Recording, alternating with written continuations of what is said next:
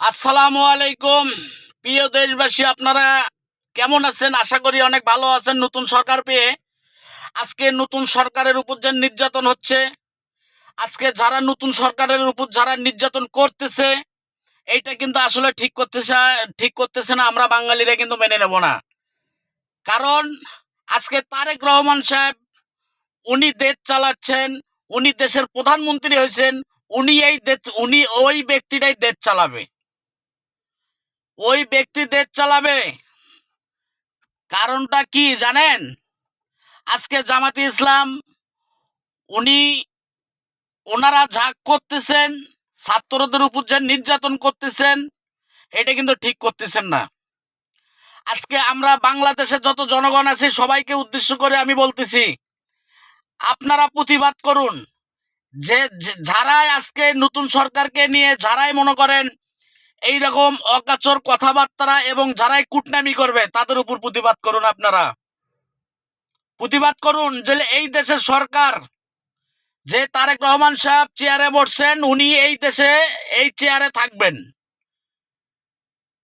তারপরে আমরা চিন্তা ভাবনা করে দেখবো যে ওনাকে দিয়ে যদি গেল না হচ্ছে, তখন আমরা চিন্তা ভাবনা করে দেখবো যে সরকার পরবর্তীতে কাকে বানানো যায়, তখন চিন্তা ভাবনা করে দেখবো।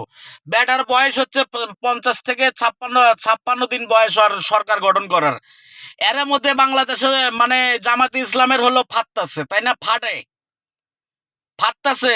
আরে শালার পুত, তুই যদি গেল মনে করি তারেক রহমানের জায়গা যদি গেল তুই বসতি, তখন তুই কি করতি? হ্যাঁ, ফাজিলের বাচ্চা। তাই আমি বলবো ভাই আপনাদেরকে, যে আপনারা সবাই মিলে আপনারা এই জামাতে ইসলামেরা যারা এইরকম নাশকতা শুরু করছে, তাদেরকে দমন করুন। তারা রাস্তায় বেরোলে তাদেরকে বুঝান। হ্যাঁ, বুঝার পরে তারা যদি না বোঝে, তখন আপনারা লাঠিচার্জ করবেন। এবং বিএমপির ভাইদেরকে বলবো যে ভাই, আপনারা যারাই আছেন তারাই একতা হন, সব বিএমপির ভাইরা একতা হন। এই যে জামাতে ইসলামের লোকেরা যারাই এই রকম অত্যাচার করবে, তাদেরকে ধরবেন, আপনারা ধরে বুঝাবেন। বুঝানোর পরে না বুঝলে তখন আপনারা লাঠি চালাবেন। আর ভিডিওটা সর্বোচ্চ শেয়ার করে দিবেন। কারণ এই বাংলাদেশে আজকে তারেক রহমান সাহেবের সরকার গঠন করার 50 থেকে 56 দিন তার বয়স। আচ্ছা, সে কি তার বাবার টাকা দিয়ে, তার বাবার টাকা দিয়ে দেশ চালাবে? না, সে দেশের টাকা দিয়ে দেশ চালাবে, তাই না?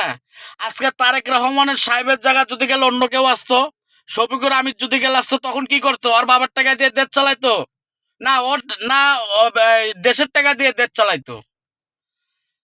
আজকে এই লোকটার উপর যে যে কুটনামি করা হচ্ছে, আরে ভাই, আমরা তো দেখতেছি এই সরকারের কোনো হাতামাতা কেউ নাই। আজকে আমরা জনগণ যদি গেল তার পাশে না থাকি, তাহলে তার ভালো কাজটা আমরা কিভাবে দেখব?